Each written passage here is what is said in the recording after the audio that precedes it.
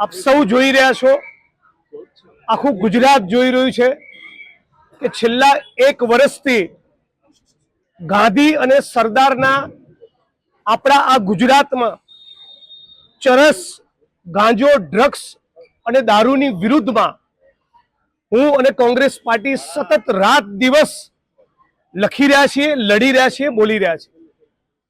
થરાદમાં જ્યારે દારૂના અડ્ડા ઉપર અમે રેડ કરી, ગોગો પેપર પકડ્યા અને મેં એક સ્ટેટમેન્ટ આપ્યું હતું કે જે લોકો ચરસ, ગાંજા, દારૂ અને ડ્રગ્સમાંથી કમાશે એમના પટ્ટા ઉતરી જશે। ત્યારે ગુજરાતના 8 ચોપડી પાસ ગૃહમંત્રીએ જવાબદાર અધિકારીઓની સામે એક્શન લેવાના બદલે, હપ્તાખોરી બંધ કરાવવાના બદલે રાજ્યની પોલીસને મારી વિરુદ્ધ ઉશ્કેરી, બુટલેગરોની સામે એક્શન લેવાના બદલે રાજ્યની પોલીસને મારી વિરુદ્ધ ઉશ્કેરી હતી। આજે એનું જ પરિણામ છે કે ભાવનગરમાં એક આંકડા મુજબ 9 અને બીજા આંકડા મુજબ 11 લોકો આ લઠ્ઠાકાંડનો ભોગ બન્યા છે। 2022-23માં, 23-24માં, 24-25માં અને આ 2026માં દર 1-1.5 વર્ષે લઠ્ઠાકાંડની ઘટના બને છે અને એવરેજ 1 ડઝનથી વધારે ગુજરાતીઓ આપણે ગુમાવીએ છીએ।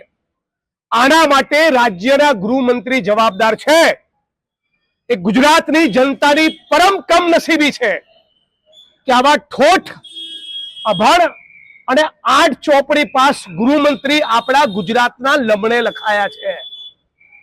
અત્યારે આ બોલી રહ્યો છું ત્યારે પણ આ રાજ્યની સરકાર એવી ગેરંટી આપી શકે કે આજ ભાવનગર શહેર અને ભાવનગર જિલ્લામાં આજે કે ગઈકાલે રાત્રે દારૂ વેચાયો નથી?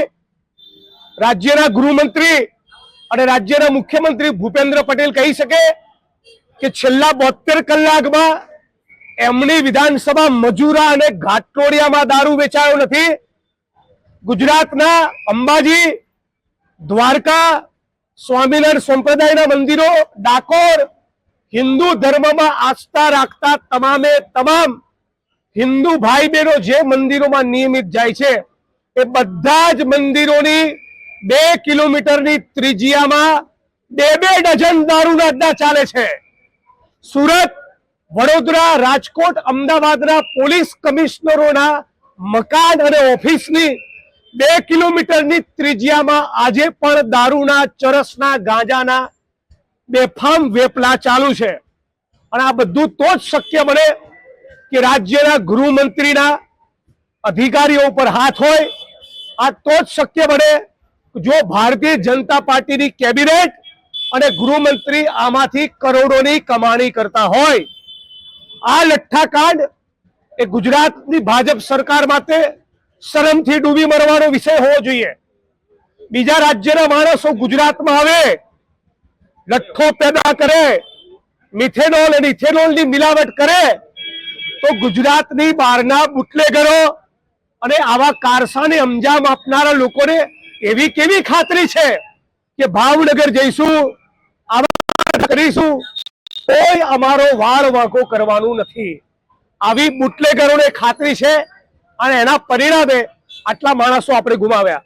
હમણાં જ અમારું કોંગ્રેસ પરિવારનું ડેલિગેશન ડોક્ટરને મળીને આવ્યું। ડોક્ટરે કીધું હજુ 11 દર્દીઓ એડમિટ છે, જે પૈકીના ભાવનગરની સરટી હોસ્પિટલમાં આજે આ ક્ષણે 4 દર્દીઓ જીવન મરણ વચ્ચે ઝોલા ખાઈ રહ્યા છે। 2 પેશન્ટ પ્રાઇવેટમાં જીવન મરણ વચ્ચે ઝોલા ખાઈ રહ્યા છે। ઓલરેડી 9 અથવા 11 લોકો એ કાળનો કોળિયો બની ગયા છે। એટલે હજી જો હર્ષ સંઘવીની આંખ ખુલતી ના હોય તો આપણે બધા જ ગુજરાતીઓએ જેમ જંતર મંતરમાં તમામ જ્ઞાતિ અને ધર્મના યુવાનો જ્ઞાત, જાત, ધર્મ, કોમ ભૂલીને એક થયા, એમ આપણે બધા જ ગુજરાતીઓ સાથે મળીને માંગ કરવી જોઈએ કે લાખ વાતની એક વાત, ગુજરાતના ગૃહમંત્રી 8 ચોપડી પાસ હર્ષ સંઘવીનું રાજીનામું જોઈએ। એનાથી ઓછું કશું નહીં ખપે।